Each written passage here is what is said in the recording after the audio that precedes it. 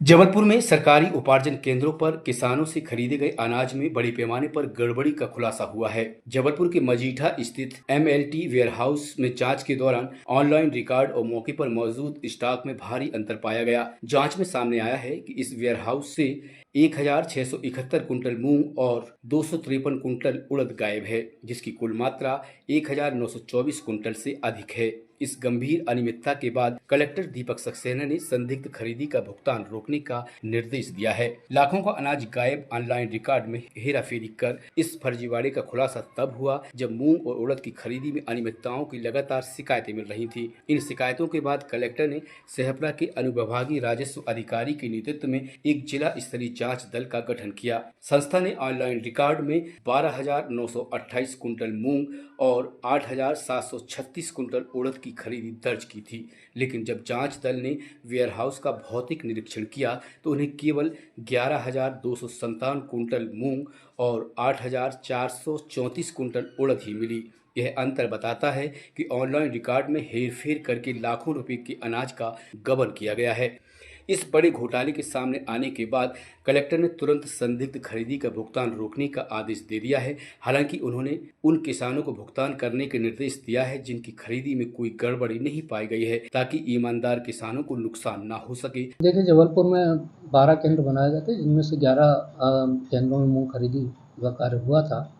केवल मात्र एक खरीदी केंद्र जो मजीठा हमें बना हुआ था एमएलटी वेयर हाउस में, वहाँ पे अंतिम दिनों में कुछ गड़बड़ी की सूचना मिली थी। तत्काल कलेक्टर महोदय द्वारा उसमें अनुविभागीय अधिकारी राजस्व और शाहपुरा की अध्यक्षता में एक कमेटी बनाई गई थी जांच के लिए। तो उसका जांच कार्य चल रहा था। तो उसमें मामला ये था कि जब निरीक्षण करने जांच दल गया तो उन्होंने देखा कि जो मूंग 12,928 कुंटल खरीदी चढ़ी हुई थी, वास्तविकता में वहाँ पे 11,257 कुंटल मूंग उनको स्टैक पे लगी मिली।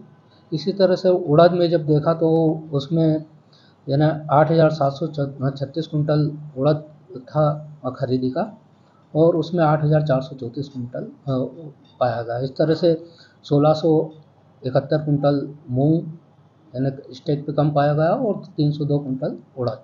तो ये स्थिति थी। उसके आधार पर यानी कार्रवाई आगे बढ़ाई गई थी जांच दल द्वारा, और भी यानी उसमें यानी सबके बयान लिए गए हैं और कार्रवाई अभी भी चल रही है, प्रचलन में है। लेकिन चूँकि किसानों का मैटर है, किसानों का नुकसान नहीं होना चाहिए, कलेक्टर महोदय द्वारा इस बात को संज्ञान में लिया गया है।